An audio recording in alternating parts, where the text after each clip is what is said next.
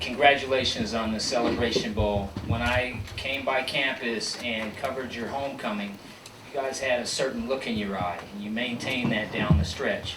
Talk about what you guys were able to do, and in particular against Jackson today.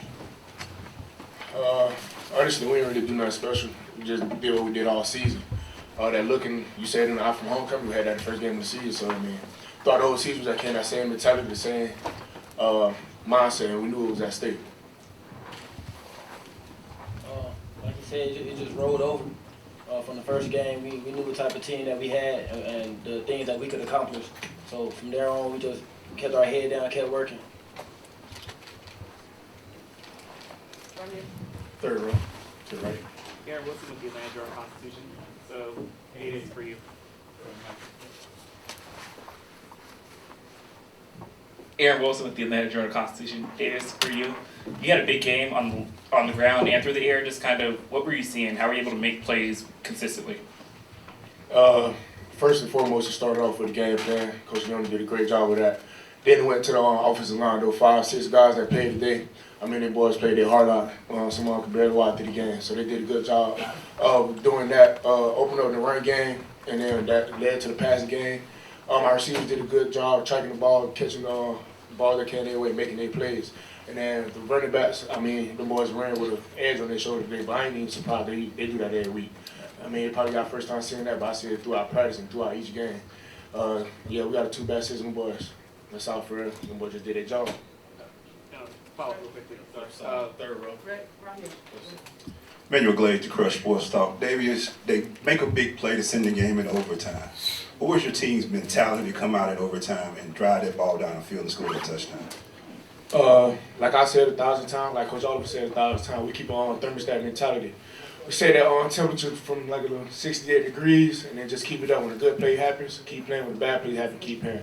Plus, that wasn't our first time being in those type of situations. We've been in overtimes before. We've been in 2-minute drives before. We knew it was at stake and just got down to our roots and do what we do.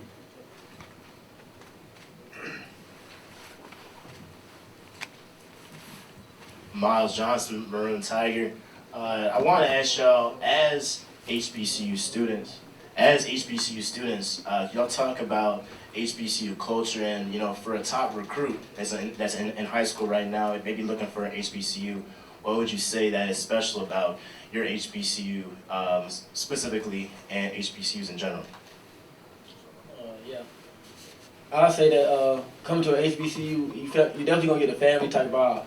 You know, once you get to know the coaches and the players, you know, once you come here to visit, it's definitely going to be a great feeling. You're going to get to explore the campus. You're going to get to see how students interact, how the football players interact with each other. You know, everybody's with everybody. There's no cliques. D-line with DBs, O-line, quarterbacks, we with whoever. You know, we can go out to lunch with whoever. We can go bowling, to the movies. You know, we do all type of things together. It's just a great family vibe, and it's something that we love to have. Yeah, just to build on that, it's more definitely emphasis on family. From the coaching style to the teachers to the administrators to the janitors, everybody around the whole campus for just got genuine love for one another. And that know me, and that know them boys. Like when we come in there, they show love, not just to us, but all students all around. So yeah, that's one major thing that you're gonna get from HBCU that I don't believe you get from other places. AJ Jones with Johnny Cole's HBCU Stroll.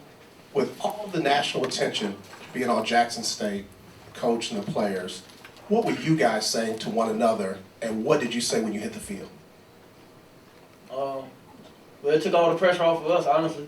You know, with all the attention on them, all the cameras on them, so we just doing our normal routine. So when we came out there, we just knew our game plan, we knew how to dominate, and we knew we were going to dominate. That was our mindset coming in. That's the mindset that we were going to have throughout the game. Jamie Walker, Black College Sports Network. Khalil, this is for you. Talk about the contributions of Coach Courtney Cord coming in this year and what the difference is in that defense. Coach Cord, man, he's a very impactful guy. When he came into the defense, he brought a different energy. You know, we play a gap sound football. It's energy based. If you can't run, if all 11 people can't run to the ball, you're not gonna play on this defense. That's the type of mindset that he have. We big on takeaways. We big on everybody making a play, game tackling, and He just a great coach and mentor for us. He came in and helped right away. Coming to our system, it was no disconnect. All the coaches that came in was definitely no disconnect.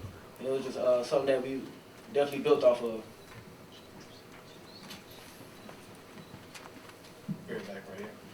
Vaughn Wilson, HBCU Game Day.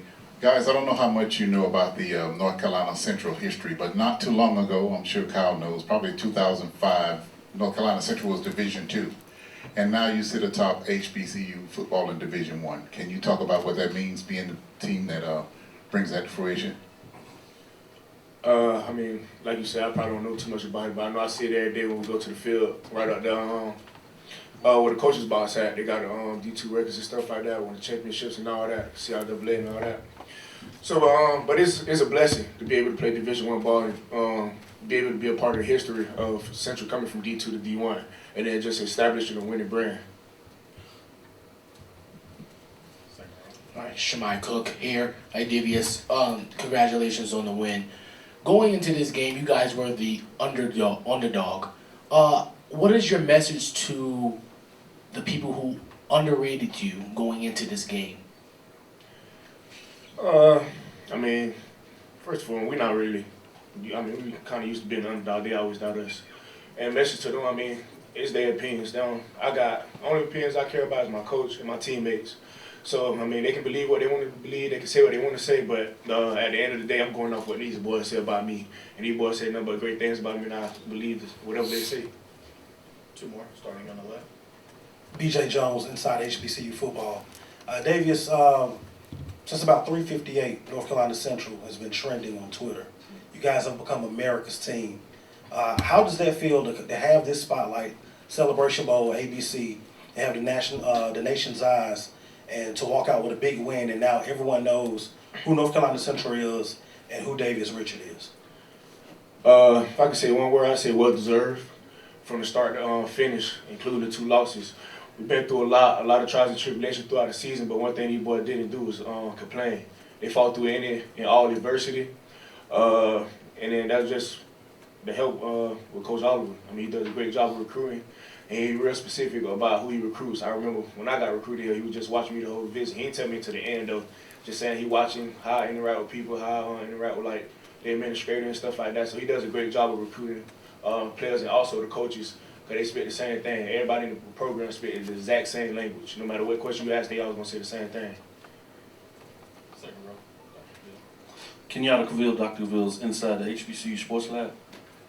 Particularly for this season, you started August, September, and sometimes maybe even in the spring. But there is a limited opportunity, whether it's at the interscholastic level, intercollegiate level, professional level, to win a championship. From both of you all, how does it feel to be a champion, in this case HBCU champion at the FCS level, Division I level? Honestly, it's just a great feeling. You know, coming into the season, we knew what we had at stake. We knew what type of team we had.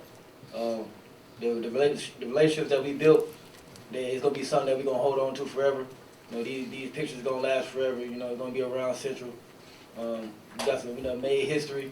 Got some names in the history books. And the people that's gonna come to Central, just know that it's not gonna be sweet. You're just not gonna come to a championship team. You're gonna have to work, and you're gonna have to build with us. Yeah, I could just say we blessed and highly favored from anything. I mean, God put us in a position. I'm really appreciative of that. But like you said, before this game, Coach was preaching. We one game away from a lifetime, and the championship lasts a lifetime. So when we 30, 40 years down the line, we come back to Central for our homecoming or whatever, we're going to see 2022 MEAC Conference champions, 2022 National HBCU champions.